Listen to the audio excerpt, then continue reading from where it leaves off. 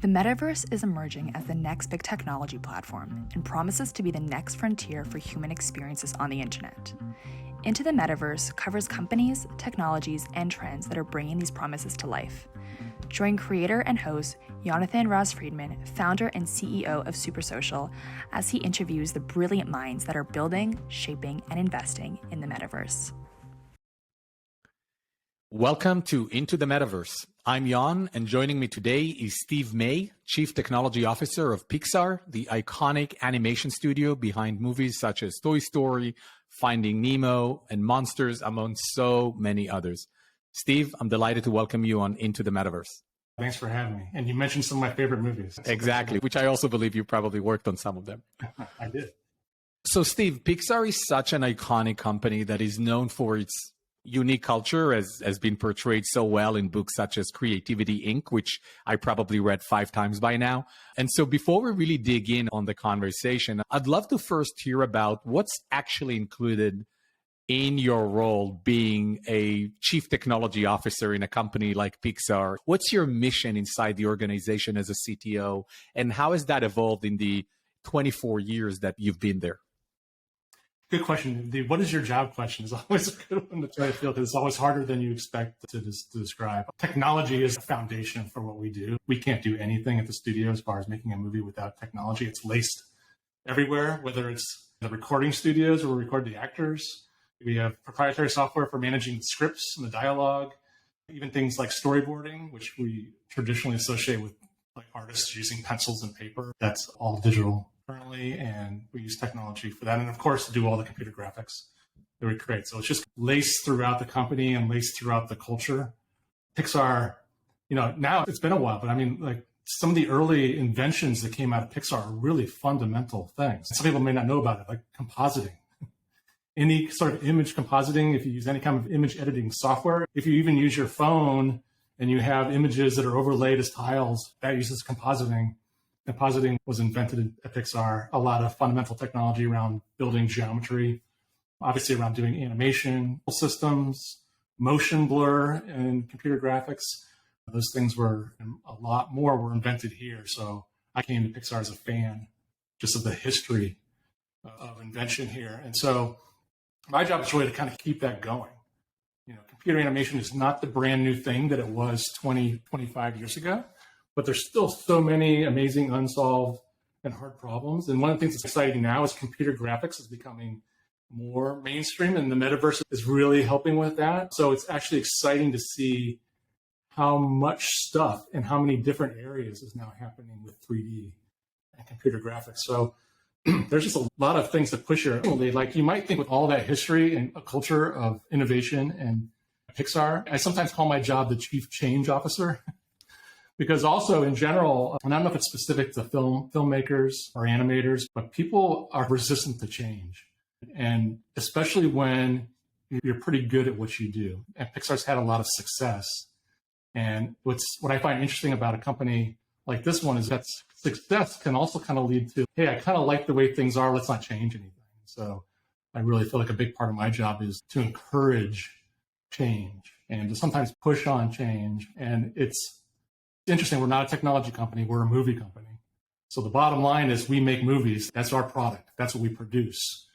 So I can't really say like someone has to use a particular kind of technology or a particular kind of tool, but I can be very clever about trying to entice people to move in certain directions, or to get an artist to say, hey, I'd be willing to give that new thing a shot. Now, it's also true that there are a lot of artists here who are really progressive with technology, and they are asking for stuff all the time about new things that they want to try. But a big part of it really is kind of, when you're in production, it's a lot of work, and they work long hours, and every week they're expected to produce footage.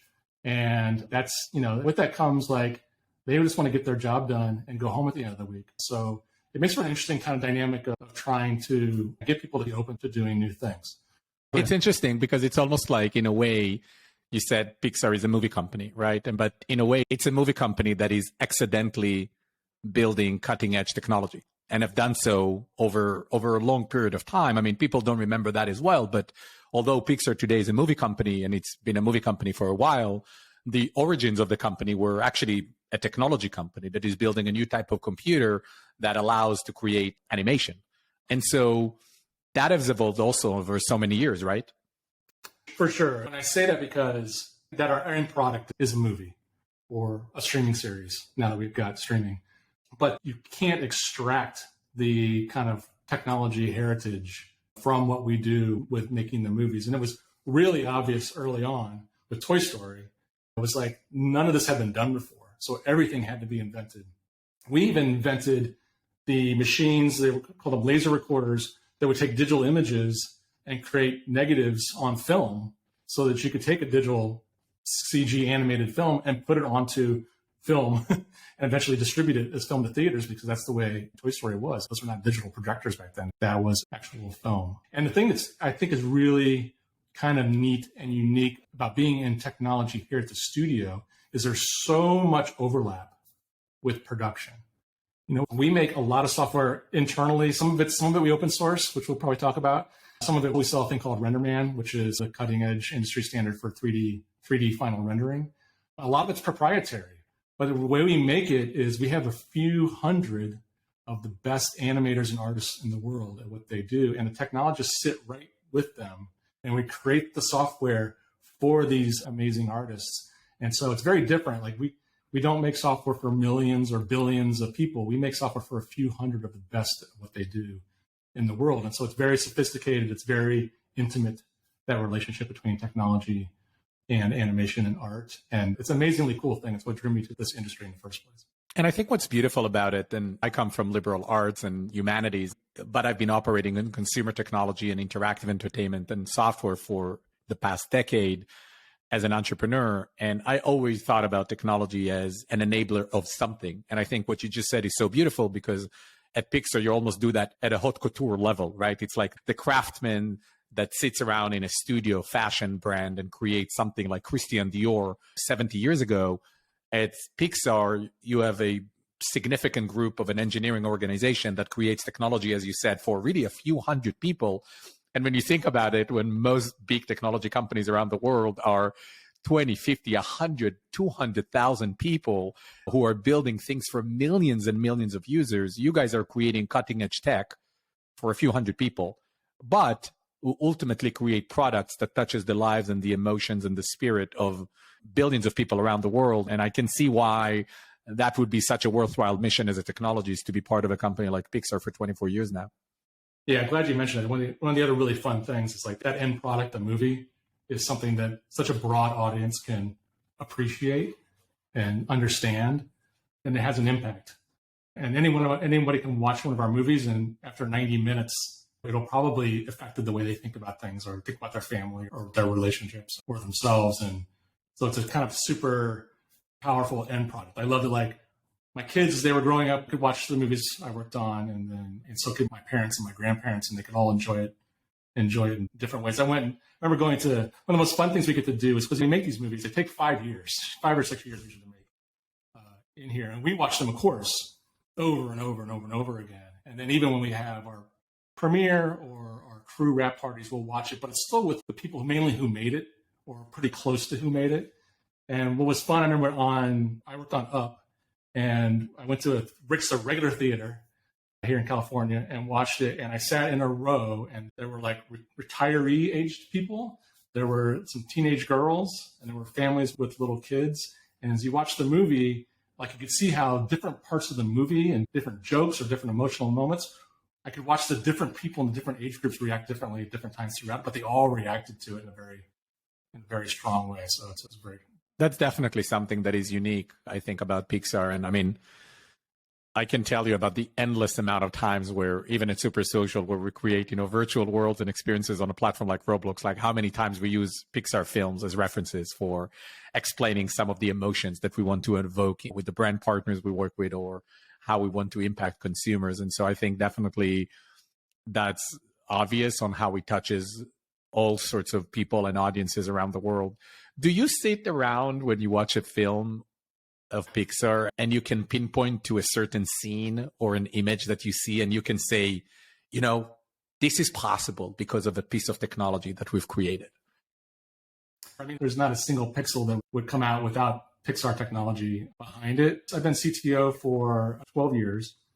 Before that, though, I worked on the films for almost 14 years. I had 2 years of overlap on the shows. And there, the problem when you work on the shows, I was one of the creative supervisors. There, what I see when I watch those movies that I worked on, there I see the flaws. And it's very hard to me. I can't really cover my eyes during some shots because there's still scenes or shots that I can't look at because I know I want to make them a little bit better. Well, it's the creator curse, right? Here it is, all of us sitting around thinking Pixar films are perfect, and someone sees flaws in those films, right? Well, this was a great opener in terms of just kind of better understanding. And there's so many more questions I have about Pixar, but I want to switch gears and do talk a bit about, quote unquote, metaverse. We've definitely made progress, I think, in 2022 in the way people define the metaverse. But I think we nonetheless continue to really be at the early stage of building that sort of evolving consensus on what the metaverse actually is. And probably more importantly, how is it actually going to impact people? Consumers, creators, brands of all sorts. And so my question to you is, how do you, or Pixar more broadly, define the metaverse at the moment in this very nascent stage, knowing that the concept of a metaverse, right, has been in literature for a few decades and all the way to Vannevar Bush in the 40s and 50s. He probably talked about that as well, because he basically talked about everything that happens now. And so the first question is, how do you or Pixar sees what the metaverse is and what it could be? And how do you envision it evolving in the next 5 years? Yeah, and I wish I could look you in the eye and say, I know the answer to this question, or I've got the roadmap, or even my good definition of metaverse. I have two mindsets. One is like my end user kind of consumer viewpoint, which is, I think when I talk about when I try to explain to people how they should think about the metaverse, I really just emphasize that hey, we're very now used to consuming images, video, and text. Now the next phase of the internet is we're going to get very used to, not just technologists, but your friends, your relatives, your grandma, you're going to get used to consuming 3D as a common form of content. And personally, I just want really simple things like really nice heads-up displays on my car that puts the navigation onto the road instead of on a display, a 2D display in front of me, things like that. And on the creator side, I think what's very interesting is, we're all about connecting with our audiences, and that's why we tell stories. And by the way, I would be wrong if I said that Pixar isn't fully focused still on making linear content, movies and streaming series, which are basically recordings.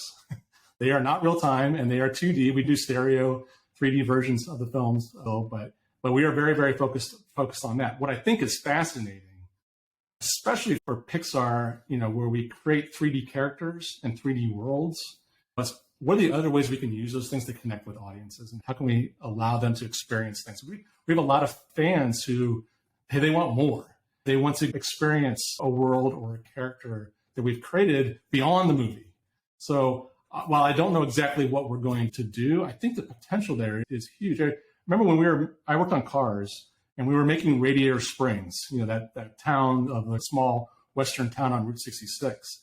And when we were making it, remember we talked about, we want this to be a place that people actually want to go visit. You actually want to be there. And I think that's true of a lot of our films. The interesting thing about immersive or 3D metaverse kind of ideas is that they can actually go to Radiator Springs and be there as part of that environment is a way to kind of continue the story, I guess, that we set up with the movie. The obvious thing is if you've been to Disneyland, Cars Lands, there's a physical version of Radiator Springs that, I don't know if you've been there, Jan. It's like you're there. It's like you're in the movie, and it's physical with the neon, especially at nighttime with the neon lights and the buildings and the roads. And it's kind of astonishing to see in person. So now, we have the 3D Radiator Springs. We have the characters that we made for the movies. They're already 3D. And now you've got actually a physical version of it that you can touch and feel in person and watch as sunset, how it changes the way the mountains look in the backdrop there and at the theme park. And I think a big part of the metaverse will be connecting the digital and virtual versions of the world. We already have both ends. It's now the interesting thing would be now we could look at how we connect those things together. So either you're at the park and now we can augment that with additional interactive experiences or 3D content, or maybe likewise you can bring elements of the park back home, and you can make maybe parts of your house look like one of the buildings in Radiator Springs. So I think the potential there, especially for Pixar and frankly for Disney, is enormous. And I don't know exactly where that will head. And I can't talk about Disney's plans, what they want to do. But I just think like they've got all the ingredients. They've got the characters and the stories. In the case of Pixar and other entities within Disney, we've got already all these 3D assets. And we have the physical experiences and consumer products. And we can tie these all together, I think, in ways that be really exciting for audiences. There isn't any company, I believe, that is better than Disney as an organization with all the assets and the studios, if it's Pixar and Marvel and Star Wars and so on, and of course all the Disney original brands.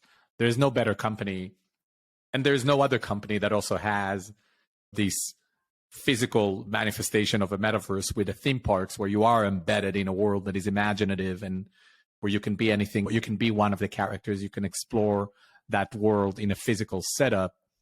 And so it seems like such a natural place for a company like Disney to take those assets to the next level. And I think you said something which I deeply believe in with regards to the metaverse, is that I don't think there is an exciting metaverse if there isn't that interaction between the real and the unreal, between the virtual and the physical. Because I think if we're only going to end up with a virtual world that is just virtual, to me, that's a bit of dystopian. That's where we look at movies like Ready Player One, and you're like, well, if that's really the dream of people, then it's not that exciting, because it means everything else is ruined. And people are there is much more escapism into these virtual worlds versus an integration of the two.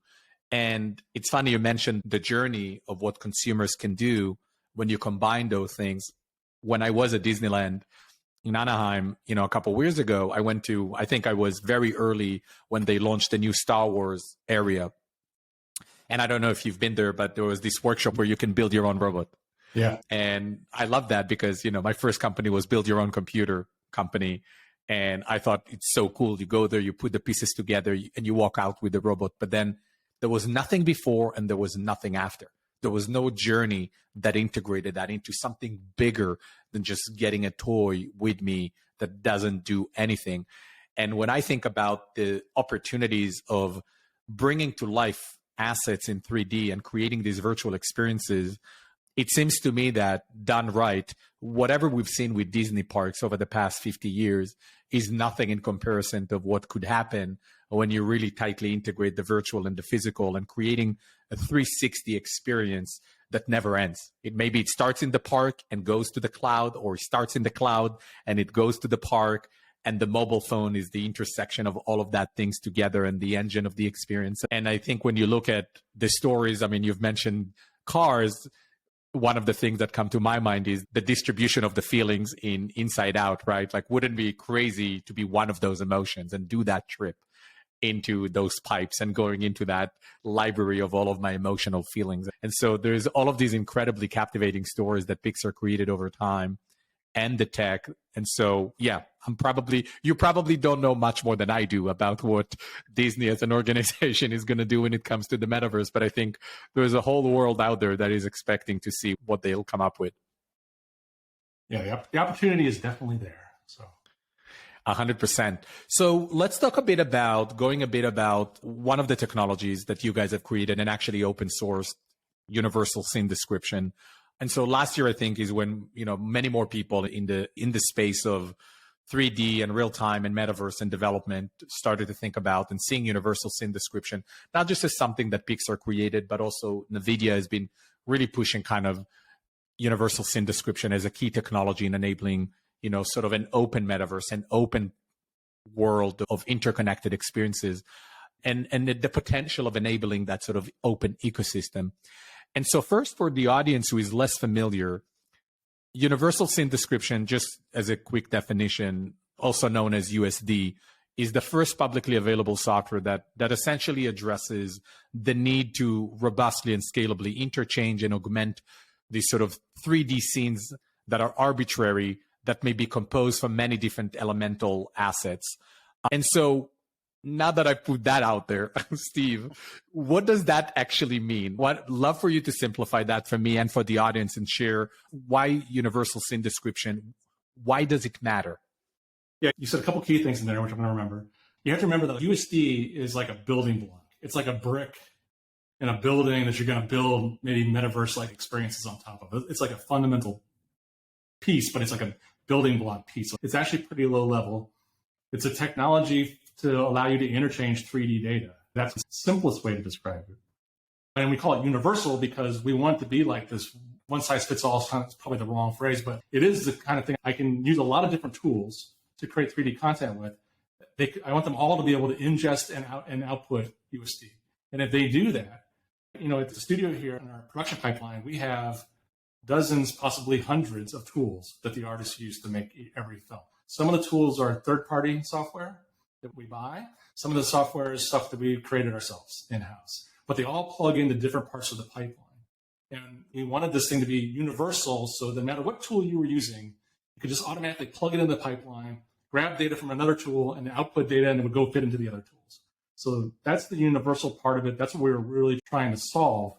But there are other data formats that you can capture, like 3D geometry and the materials and specifications for cameras and lights and things like that. What's unique about USD is you said the word posed or composable.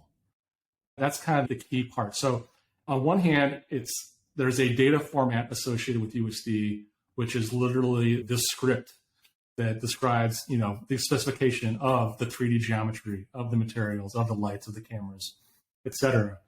But the power is that it also has this computation engine that is associated with it, right? And what that computation engine does, and this is the magic part, is it can reference or pull in hundreds or thousands or maybe even millions of separate USD files to make one aggregate view of a 3D world.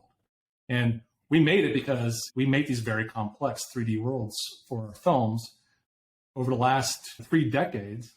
Like, we have learned a few things along the way. And that was what resulted in USD, those concepts from the very beginning days. Even when I first started working here, we were finishing A Bug's Life, so our second movie. And there are concepts that are fundamental in USD that were around in the animation system back then. They just were a little rough, a little unrefined, and they were not isolated as a separate thing. So it handles this kind of complexity. And the most, convenient way to think about it is it has this concept of layers. So we really think of like different USD files or assets as layers. In the same way you think about layers in Photoshop or an image editing tool. And you have multiple layers that you composite together. That's where the composition or composability comes from. You composite those layers together to get the final image. You've got a foreground image over a midground thing, and over the background maybe of a sky or something. We do the same thing with USD, but we do it with 3D data. So what that means is that, first of all, you don't have to put all the data in one file and end up with one massive, large database of objects.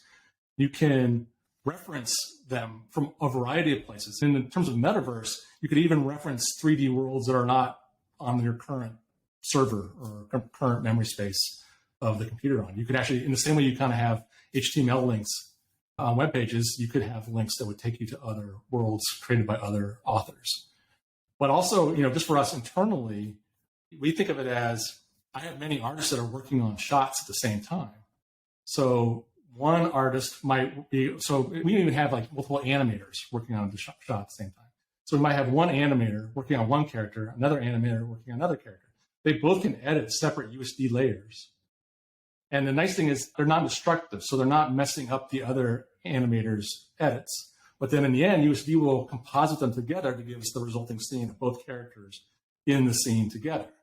And so in that way, it also enables collaboration. So the two big things that come out of it, again, are complexity management. And there are a bunch of these operators like composition that are part of USD that allow you to combine USD assets together in interesting ways, but also allows a lot of people to collaborate like kind of at a massive scale on the same scene or the same world. And just be clear, like, we were not thinking about Metaverse when we were designing USD. We're thinking about like, how do we animate our movies? So how do we make really complex worlds where, now it seems kind of funny now to say, but like hundreds of artists are editing the scene at once, but you can see like, oh, Metaverse, like, I want to make really complex 3D worlds, and I may have thousands or millions of users modifying it at once or introspecting it at once. It's a little bit hard to get your head around like why it's so powerful until you actually used it, but I can try to give one example, which would be, imagine you have a very complex model. I'm sitting at work. So a very complex model of the Pixar studio building here. And it's got millions of individual objects inside of it. And we could express those as a set of thousands or millions of individual USD assets. But you're looking at that giant aggregate of things and you say, all I really want to do is I want to move this pad of paper. I just want to move it over to the left a little bit on my desk. You don't have to go find where that pad of paper is and modify that asset. What you can do is you can create a new USD layer that just says, all I want to do is point to that pad of paper and I'm just going to slide it over. And all you specify is just that translation in 3 space. That's all that goes into this new layer. So it's got almost nothing in it. It's what we call a sparse override. And then you add that into the composition of all of the layers and you get the result. So you made a very small change to a massive environment, and it's fast and efficient and easy for the author to do.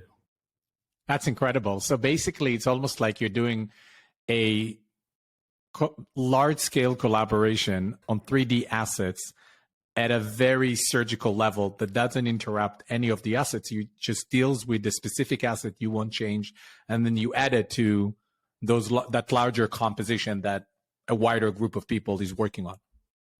Yeah, I was just thinking about it. It's almost like you have a 3D version of Google Docs.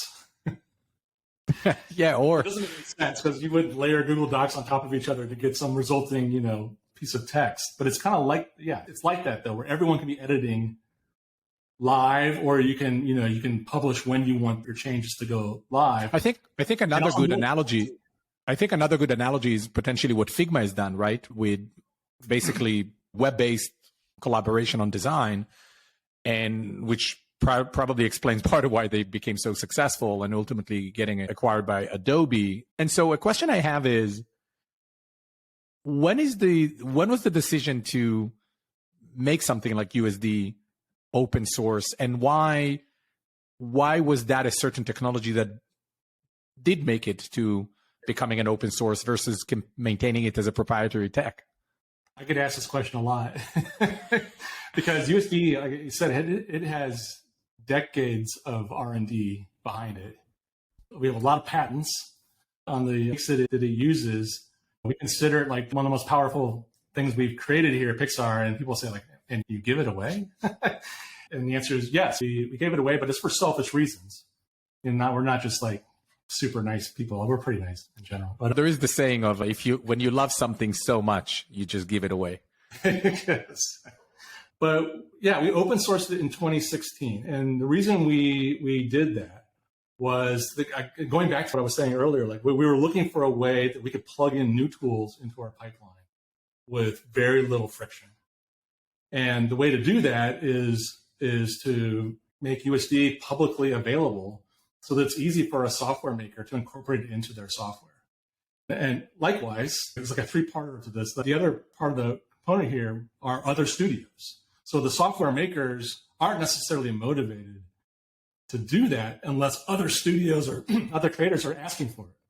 So we make it freely available. And by the way, when we open source it, that also makes the patents available to use without as well. So the other studios started adopting USD. Other prominent studios said, oh, this is really cool technology. Pixar is using it. We want it too. And then they would go to the software makers and say, we want to use USD. Please add support to it in the software that you make. And the result is that pretty much any 3D software has support for USD. And so it's very easy for us to be nimble and change our pipeline, modify things, bring in new tools. There's constantly new tools coming onto market, and it allows us to use them. So that was really the motivation. Our first open source project was called Open Subdiv.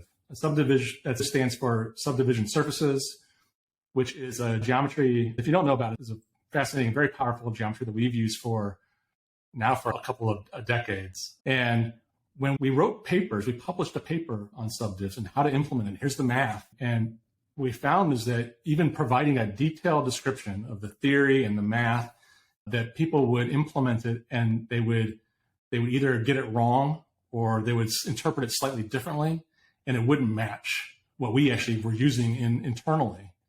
And so the kind of aha moment with that was like, it's not enough just to provide a detailed paper or specification. It's also super helpful to provide a reference implementation. Here's the code. Put this code the way it is into your software, and it'll work exactly the way we intended it. And that way, then when we would use software that we did not write, that someone else did, that was based, that used subdivs, it worked and matched ours exactly. And that we just kind of kept that idea going with USD. This is how we work.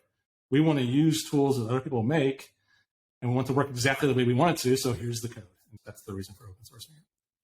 So we talked about the focus that Pixar still maintains in really building linear 2D movies, content, streaming content, etc. But obviously we're seeing a growing popularity of games as a entertainment category, and also content outside games really becoming more immersive.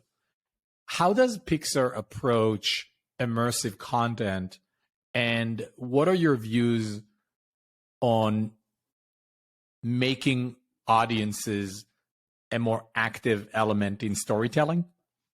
For example, I'm sure you've seen Chat GPT that recently was released and really made quite a lot of noise.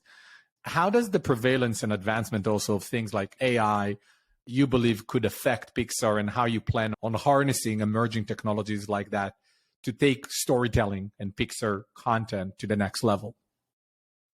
I feel like there are a bunch of questions in there. Well, let's start maybe with how Pixar approaches kind of immersive content overall, and generally the views of making audiences more engaged and immersed in the content. Yeah, I mean, to this point, probably I'd say this is part of this bigger Disney company. Our job has been to make linear content. We have dabbled. We've done experiments. We did a thing called Coco VR, where we did some experimentations with VR, and I actually thought that one was pretty successful. It was one of the first social VR experiences. Well, Coco was a sensation, I mean, in general, as even as a linear content, right? But we haven't done a lot of actual interactive content beyond those kind of experiments. We have used things we learned from doing some experiments like Coco and other interactive things. We've incorporated those into our traditional filmmaking process. So for example, we'll use VR to do location scouts. So it might sound weird talking about a location scout with an animated movie, but we do them. So we make these 3D models of the environments or the sets. And then before we start shooting or building the shots with the cameras, we'd want to kind of do the same thing you would do if you were in live action, and we want to go visit the set and kind of like just explore and see like what are the interesting camera angles, and are the proportions the way we want it to be? Do we get the feelings that we want to feel when we walk into a space? Does it feel big? Does it feel small or cramped? Does it feel friendly or threatening? And we used to do those location scouts just on a monitor in 2D, and now we use VR to allow the director really to go in and walk into the space. And it's pretty remarkable how it changes the director's perception of it. It's like it makes that space intuitive in their brain in a way that they just don't get when they just see it presented on a 2D screen. People probably talked about this before, but it's like they were there, and it's like they remember going to that place. And they just have an intuition about it that as if they had actually been there and it was real. And it's been a really effective tool. We've used it for some other things too. We've used it for rides, for theme park rides, for Imagineering, where we want to make sure that the view from different seats in the ride look good and you can see all the content. So, we've done that for IMAX films too. So we can just place an audience member in different seats. And so virtually while we're making the film, we can virtually see like how the film is holding up from different vantage points, so that it's good as possible for every person who's in the audience. So that's kind of really mainly what we've done. Is we've done these experiments, and then we've applied some of those learnings to the tools that we make our traditional films with. I actually think it's fascinating. I haven't thought about that, of how do you use emerging tech like augmented reality, virtual reality, and potentially also things like AI to actually inform the processes of how Pixar still makes your core linear content experiences and movies and TV shows, which has been what you've been doing. In a way, it's kind of really well aligned with your DNA as an organization, right? Of always using the most cutting edge advanced technologies to really inform the content you create and how you create the content. And it makes a lot of sense that you would use VR for location setting, even though it's a virtual, you're creating, animated content. Extremely valuable that way. And we're certainly not experts in how you would tell stories with immersive media, it's a different medium. So you have to be respectful of the fact that different mediums require different skill sets and different experience. And I think what we feel that we can tell very powerful stories with movies and linear content.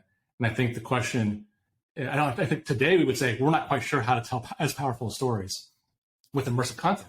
That doesn't mean that we say that it can't be done or that it won't be done. Just that we haven't quite figured it out yet. So I think as we continue to do these experiments, we'll learn. And because we don't, for us, the story is the most important thing. We're not going to put a story out there that we don't feel is powerful and really good. And so, we need to figure out what this means and how we can tell powerful stories with immersive content or with VR. But the idea of connecting to the audience in an interactive way is super fascinating, to me, because we are very disconnected in film.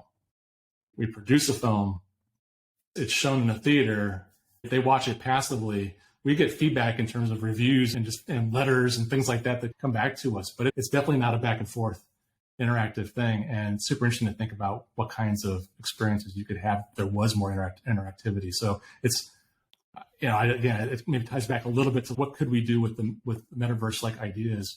But I think it's a really interesting thing for us to look into. It's completely different than what we do today. I was about to say it's really a paradigm shift when you think about linear content, because, when you look at a platform like Roblox and why this, under 20, 18-year-old generation is immersed in this virtual content. And I think one of our insights was that it's because they're not just playing something, they are actually immersed in an experience where they get to be someone. So it's not even just the modality of interaction, linear versus 3D immersive. It's also, I'm not just looking at a character. I am the character. I am an avatar who is actively participating in an experience where there are famous characters. And I think it's not only the tech and the gateway to the tech, it's also what is the story and how am I part of the story versus just consuming the content. And so I think there is like a double paradigm shift here that is going to be fascinating to see how Pixar approaches, over the next 10, 20 years, which is not just the tech, it's also the human behavior of consumer. I totally agree. And there's so many dimensions, even what you just talked about there. That's where it's hard. We haven't figured it out, right? Because we handcraft literally every pixel of every frame. Every frame in the shot length, and we'll take off one frame, 1/24th of a second.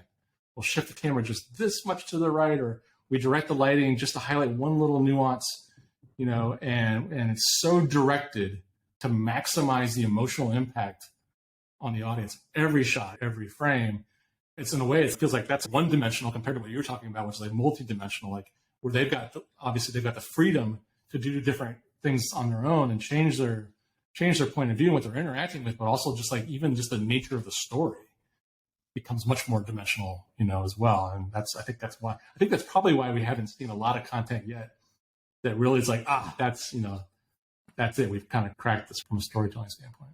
And it's super nascent. The whole category is incredibly nascent, and the technology is still early stage. It's still a big deal when there's 20, 25, 50 people congregating in one virtual space. Imagine what happens when it can be 1 million people. That's a whole different paradigm shift of how do I actually engage in a virtual story where there's 1 million other people that I can bump into versus 5 players that I know from a multiplayer game that it's not even that multiplayer because the servers are matching us in an artificial way, right?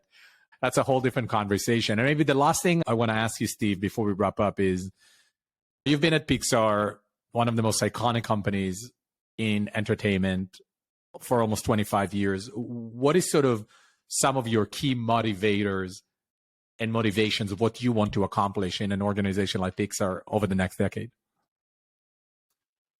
Well, there's probably a lot of ways to answer that. I think first and foremost, and it may sound like obvious, I guess, but we have to maintain that same level of quality storytelling.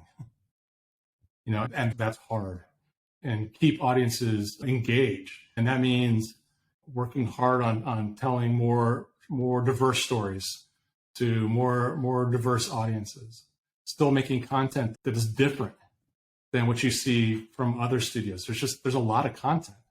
So we have to make content that differentiates itself from all of the other stuff that's out there. When Pixar started, it was so hard to make anything that looked even halfway decent in 3D. There were only a couple of places that you could even do it.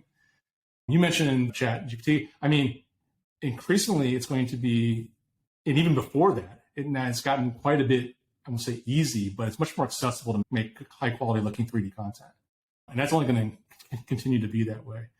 So we have to continue to kind of strive to find ways to leverage those new tools like AI and then create things that people say, wow, that's amazing. I haven't seen that before. We're actually finishing a movie right now called Elemental. And the characters in it are made out of elements. So fire, water, earth, wind. And it's very challenging to make because each character is volumetric. Most of the time, our characters are represented as surfaces. Certainly what you would see in a video game is surfaces. There's, on a character, there's not really an insides. You just see the skin and the outside appearance, right? These characters are volumetric. If it's fire, you need to see what's happening inside the body. If it's water, you want to see bubbles and caustics and things inside the character. So they're three-dimensional, truly three-dimensional, and that they're volumes. That means a lot of computation, a lot of storage, a lot of simulations, on every frame for every character. And it's been super challenging, but it looks like nothing else we've ever made. I saw the teaser on the train. Oh, great. Yeah. So, I mean, it was like, wow, you can see the elemental of water and how it drops on the floor and so now that you're explaining actually how you're making it, it's fascinating. So, that's the highest level thing, right? Make content that impacts our audiences and that differentiates itself from the other content. And that's hard, and it's going to only get harder. Steve, thank you so much. I've learned a few new things about Pixar that I didn't know. And I know we didn't get too deep into, Pixar, Metaverse, but I think the message is that companies like Pixar that are so innovative are also the type of companies that are taking their time to really think through how a certain technology or a wave or trend is really going to impact the core of what the company like Pixar does, which is to tell incredible stories in captivating way that move people and using technology to tell those stories in ways that are fun and unique. I personally am excited because I'm sure there's going to be innovation coming in from Pixar on that front as well. And I think already what you guys are doing with Universal Scene Description is going to, alongside companies like NVIDIA, is going to impact and allow many more creators to build exciting things in 3D on the internet. And so I'm looking forward to see how that is going to impact the space. But in the meantime, thank you so much for being with us today. Thank you. It's a pleasure. Thank you so much for listening to this week's episode of Into the Metaverse. We hope you learned a lot and explored new aspects of the Metaverse.